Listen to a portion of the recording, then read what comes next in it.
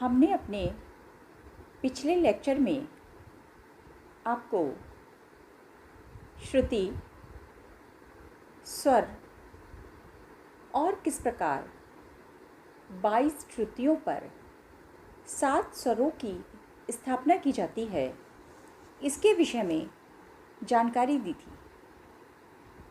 अब हमारा आज का विषय है सप्तक। 7 शुद्ध स्वरों के क्रमवार समूह को सप्तक कहते हैं। कुछ विद्वानों के अनुसार 7 स्वरों को क्रमवार लिखने, गाने और सुनने के समूह को सप्तक कहते हैं।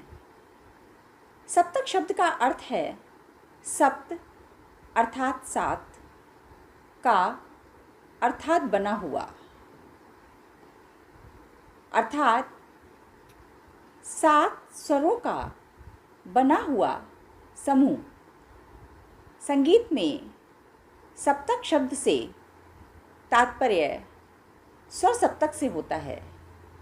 अतः सप्तक सा, रे, गा, मा, पा, धा, नी इन 7 स्वरों का होता है, जिनको उपर्युक्त अलग अलग नामों से पहचाना जाता है।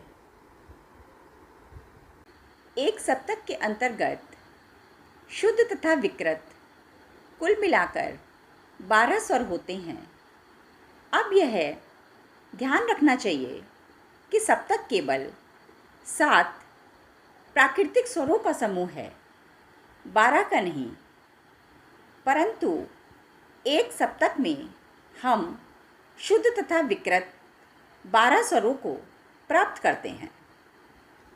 सप्तक का क्षेत्र व्यवहार में मध्य सा से तार सा तक के बीच के क्षेत्र को सप्तक कहा जाता है। अर्थात दूसरे शब्दों में कि जो मध्य सा से तार सा के बीच के स्वर हैं, अर्थात सा, रे, गा, मा, पा, धा और नी। अगर हम तार सा को जोड़ देते हैं तो स्वर 8 हो जाएंगे। अतः हमें एक ही सा को जोड़ना है और दूसरा सा दूसरे सप्तक का प्रथम स्वर है। इस प्रकार एक सप्तक के बाद कई सप्तक हो सकते हैं, परंतु व्यवहार में केवल 3 ही सप्तक आते हैं। मनुष्य के कंठ की ध्वनि का 3 सप्तक के ऊपर या नीचे जाना असंभव है। ध्वनि शास्त्र के अनुसार एक आवश्यक आंदोलन संख्या से कम उत्पन्न हुई ध्वनि सुनाई नहीं देगी तथा सीमा से अधिक आंदोलनों पर हुई ध्वनि अत्यधिक तीखी, कर्कश और कर्णकटु होगी। व्यवहार में किसी का भी गायन तभी तक मधुर तथा आकर्षक लगता है जब तक वह 2 सप्तकों के क्षेत्र में सीमित हो। सप्तक के प्रकार। सप्तक 3 प्रकार के होते हैं।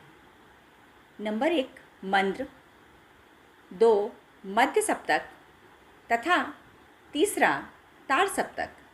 मंद्र सप्तक निम्नतम स्वरों के सप्तक को मंद्र सप्तक कहते हैं। यह सप्तक मध्य सप्तक के नीचा होता है। इनमें स्वरों की आवाज़ धीमी अथवा नीची होती है, इसलिए इसकी विशेषताएं निम्नलिखित हैं। नंबर 1, यह सप्तक सबसे नीचा होता है, अर्थात इसमें स्वरों को मंद्र तथा नीचे मोटी आवाज़ में गाना होता है। नंबर 2, यह सप्तक मध्य सप्तक से आधी नीचाई पर होता है। नंबर 3, इसको गाने से हृदय पर जोर पड़ता है, अर्थात इस सप्तक के स्वरों का उच्चारण स्थान हृदय है। इसको गाने में कुछ कष्ट का अनुभव होता है। नंबर 4, इसके प्रथम 4 स्वर सा, रे, गा, मा कष्ट साध्य होते हैं, अतः सभी व्यक्ति इनको नहीं गा सकते। मध्य सप्तक के स्वरों का अभ्यास कंठ को अधिक आकर्षक बनाता है, किंतु यह काम बहुत कठिन है। मध्य सप्तक के स्वरों की पहचान के लिए इनके नीचे बिंदु लगा होता है। मध्य सप्तक जिन 7 स्वरों को हम साधारण रूप से गा लेते हैं उसे मध्य सप्तक कहते हैं। इस सप्तक का ज्ञान होना परम आवश्यक है, क्योंकि इसी से ही हमें अन्य 2 सप्तकों का ज्ञान होता है। क्योंकि इसके स्वरों को हम सहजता से गा लेते हैं, इसीलिए इसकी पहचान के लिए उन पर कोई चिन्ह नहीं होता है। तार सप्तक उच्चतम ध्वनि के सप्तक को तार सप्तक कहते हैं। तार सप्तक की निम्नलिखित विशेषताएं हैं। यह सप्तक सबसे ऊंचाई पर होता है। इसके स्वर सबसे ऊंचे होते हैं। इन स्वरों का उच्चारण स्थान तालु या मस्तिष्क होता है।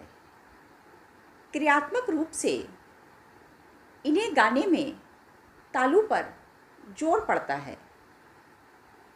तार सप्तक के स्वर ऊंचे होने के कारण इनको गाने में पर्याप्त शक्ति लगती है।